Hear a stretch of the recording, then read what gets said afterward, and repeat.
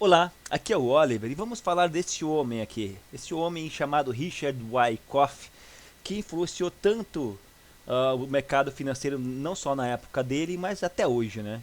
Ele nasceu em 1873 e agora 1900, e faleceu em 1934 e suas teorias são utilizadas no mercado até hoje. Então, o Richard Wyckoff ele foi uma grande figura do princípio do século XX do mercado financeiro.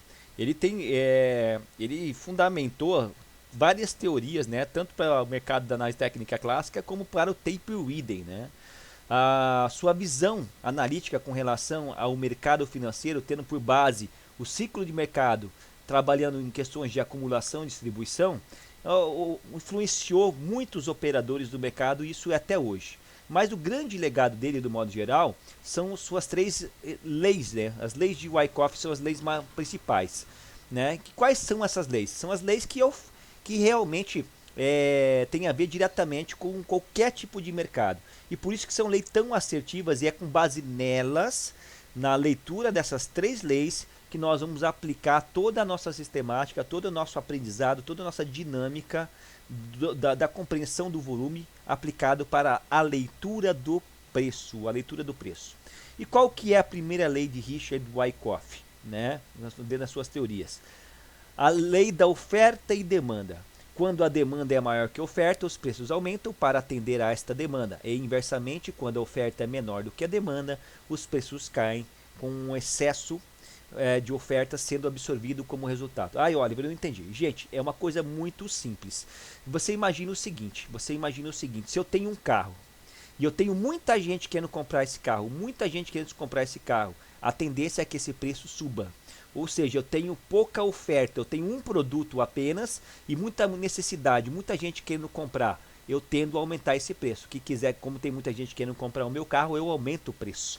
Tudo bem? Agora, se eu tenho vários carros e tenho pouca gente querendo comprar, eu tenho muita oferta para pouca demanda. Eu obrigatoriamente, se eu quiser me livrar desse estoque, se eu quiser me livrar desses veículos, eu tenho que abaixar este preço. Tudo bem? Isso faz parte da lei da oferta e demanda.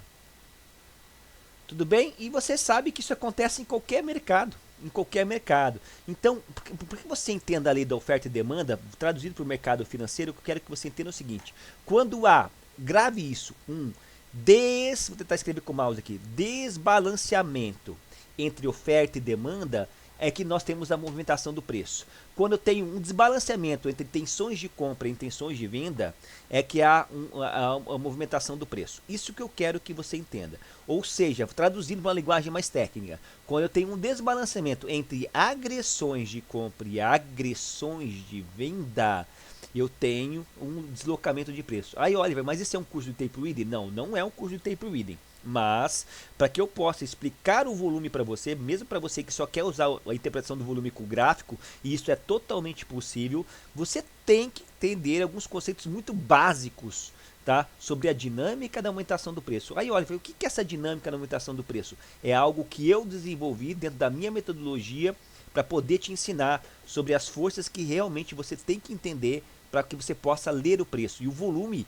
ele sintetiza, ele compila todas essas forças, tudo bem? Tranquilo. Então o volume, na verdade, ele se desdobra em agressão, absorção e exaustão. São forças que movimentam o mercado, que fazem parte da dinâmica da aumentação do preço. E eu vou tentar trazer um pouco dessas forças para você aqui no decorrer dessas nossas aulas. Então, a primeira lei do Wyckoff é oferta e demanda. Então, o que você tem que saber disso? Quando há um desbalanceamento entre oferta e demanda, tá, o preço tende a se movimentar para o lado do desbalanceamento. Se tem muito mais gente querendo comprar do que vender, o preço tende a aumentar. Se tem muito mais gente querendo vender do que comprar, o preço tende a cair. Tudo bem? Essa é a primeira lei do Wyckoff. A segunda lei do Wyckoff é a lei da causa e efeito. Lei da causa e efeito. Vamos ler aqui o que ele diz para a gente, tá? A segunda lei afirma que, para ter um efeito, você deve primeiro ter uma causa. E, além disso, o efeito será diretamente proporcional a uma causa. Tudo bem? Em outras palavras, uma pequena quantidade de atividade de volume resultará apenas em deslocamento de preço pequeno, um deslocamento de preço fraco. Essa lei se aplica a várias barras de preços e determinará a extensão de qualquer tendência subsequente. Em contrapartida, se a causa for grande, ou seja, se eu tiver um grande volume, eu espero também que o deslocamento seja grande. Então, de maneira prática e objetiva, o que esta lei representa para a gente? Tá? Representa o seguinte, causa e efeito. Se eu tenho um grande volume, se eu tenho uma grande atividade institucional, tá? Esta é a causa, consequentemente o efeito necessariamente teria que ser o quê? Um grande deslocamento do preço, um grande deslocamento do preço. É nesse sentido. Aí, olha, mas é sempre assim que funciona? Não, não é sempre assim que funciona. E é justamente aí que entra a terceira lei do Wyckoff, que é a grande chave, é o grande pulo do gato, digamos assim, para que você entenda de uma vez por todas a interpretação do volume, como ele realmente pode te ajudar sobremaneira. Tudo bem? Não só o Wyckoff ele estudou isso, como Charles Dow também, que é outro grande ícone do mercado, ele estudou sobre isso, tá? Quando ele desenvolveu as teorias das ondas, melhorou a teoria das ondas de Elliott, tudo bem? Então perceba como isso é importante. Várias figuras, várias figuras do mercado financeiro do passado já trabalharam em cima disso e eles já sabiam desde aquela época que o volume realmente ele representa a ação institucional, ele representa a vontade, a disposição, ele declara os níveis de preço importante da guerra comercial entre compradores e vendedores, sempre na tentativa de obtenção de lucro. Tudo bem? E a última lei do mercado, do Wyckoff, que eu queria comentar com vocês, é a própria lei do esforço versus resultado. Gente, isso aqui é a chave para a interpretação do volume. Tudo que nós vamos fazer com relação ao volume tem a ver com esta lei. Esforço versus resultado. Então, esforço versus resultado é uma derivação da lei da causa e efeito. Ou seja, se eu tenho um grande esforço, necessariamente, então vamos lá, se eu tenho um grande esforço, necessariamente eu teria que ter um grande resultado. Tanto o comprador como o vendedor. Mas acontece às vezes, você vai aprender isso comigo no preço, em que você vai ter um grande esforço e o resultado ele vai ser pequeno, ele vai ser contrário a esse esforço. Quando isso acontecer, nós estamos diante de um sinal do quê? De divergência. E quando nós tivermos a divergência entre o esforço versus resultado, é aqui que a mágica começa a aparecer. Tudo bem? Então, a gente vai buscar sempre duas coisas. A gente vai buscar a harmonia entre esforço versus resultado. Se eu tenho um grande esforço e, consequentemente, eu tenho um grande resultado, ok, o mercado está balanceado, está equilibrado, a lei da causa e do efeito está sendo respeitada e a lei do esforço versus resultado está sendo respeitada. Agora, se eu tenho um grande esforço e isso não se materializa na ação do preço em resultado, que resultado que é esse? Em deslocamento real, tá? Aí a coisa muda, aí eu tenho um sinal de alerta, aí eu tenho que ficar esperto. A partir deste momento, eu começo a fundamentar a minha decisão para a entrada no mercado. Então saiba que os sinais de divergência entre esforço versus resultado é um alerta, é um primeiro alerta que nós vamos ligar para que a gente possa, a partir dele, pensar em entrar no mercado, seja comprando ou vendendo, entrando no sentido do fluxo majoritário de compra ou de venda, buscando perceber qual que é o movimento que o player está fazendo. Tudo bem? É nesse sentido que esta lei é importante. Então essa terceira lei de Wyckoff é semelhante à terceira lei de Newton da física. Toda ação deve ter uma reação igual e oposta. Em outras palavras, a ação do preço no gráfico deve refletir a ação do volume. Os dois devem estar sempre em harmonia um com o outro, com o esforço, que é o volume, visto o resultado, que é consequentemente a ação, o deslocamento do preço. É aqui que o Wyckoff ensinou. Começamos a analisar cada barra de preço usando uma abordagem forense para descobrir se esta lei foi mantida.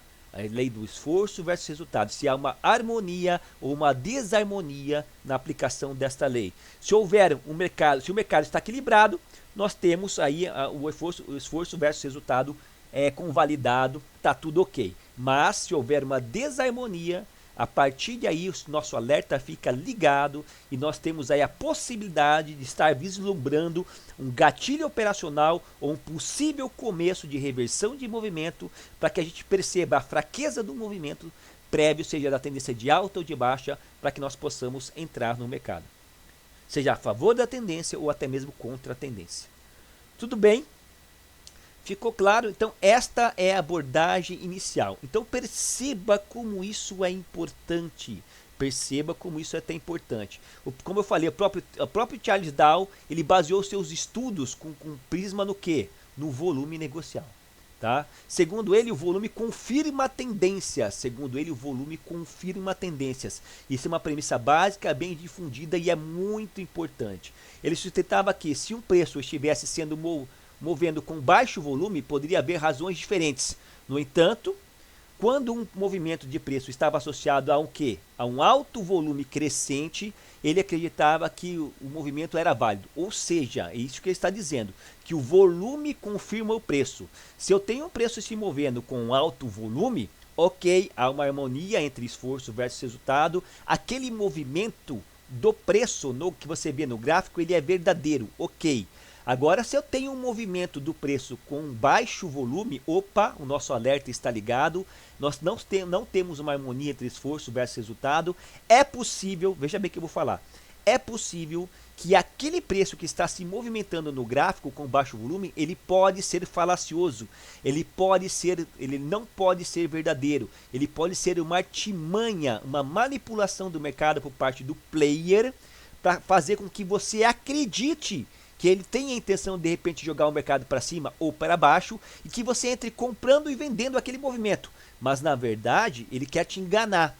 Ele quer realmente que você entre para ele buscar liquidez, para ele pegar o seu stop e para ele poder encher o carrinho de compra deles, coisas que a gente vai falar sobre ciclo de mercado, para que ele possa maximizar os seus lucros. Tudo bem? É nesse sentido que o volume ele confirma as tendências. Tudo bem? E ainda mais, Dow também classificou uma tendência em 3 estágios principais.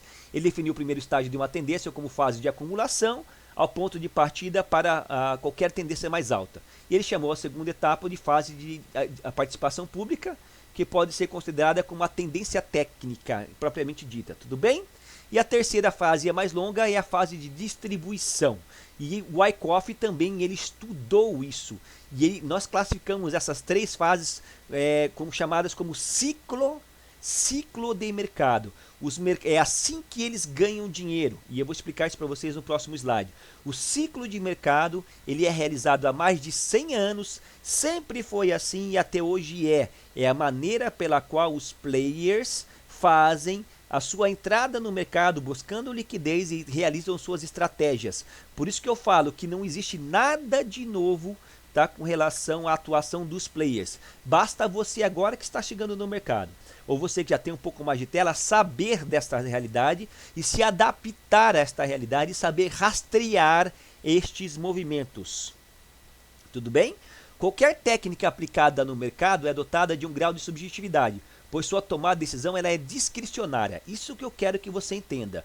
Nós temos ferramentas analíticas importantes como o volume para ajudar a fundamentar a nossa tomada de decisão. Mas como a nossa decisão sempre é discricionária, ela sim é dotada de um grau de subjetividade, porque não existe 100% de acerto. Porque a partir do momento que nós trabalhamos com probabilidades, tá? Nós temos aí um mundo muito vasto de opções para poder tomar nossa decisão, tá? E as probabilidades muitas vezes não se convalidam em realidade. Como assim, olha, eu não estou entendendo. Você pode ter 99% de chance de algo acontecer e de repente cair justamente no 1% que aquilo em tese não era para acontecer, que não poderia acontecer. E a leitura, isso se aplica a tudo no mercado. Você vai ver só que eu vou passar um instrumento extremamente analítico, uma técnica extremamente poderosa na leitura do preço, e que 80% das vezes você vai estar certo, mas existe 20% das vezes que mesmo você tendo todos os sinais, todos os predicativos de uma possível reversão de movimento, ou uma possível exaustão, um possível start de movimento, mesmo assim você vai ser estopado.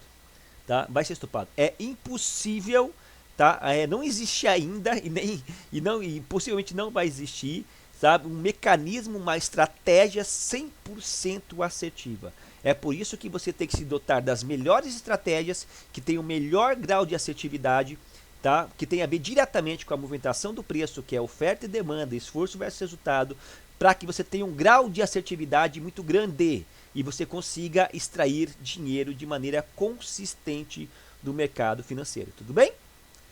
Tranquilo. Na próxima aula vamos falar então um pouco sobre ciclo de mercado e vamos continuar o nosso estudo na construção do nosso conhecimento. Grande abraço, sucesso e até a próxima aula.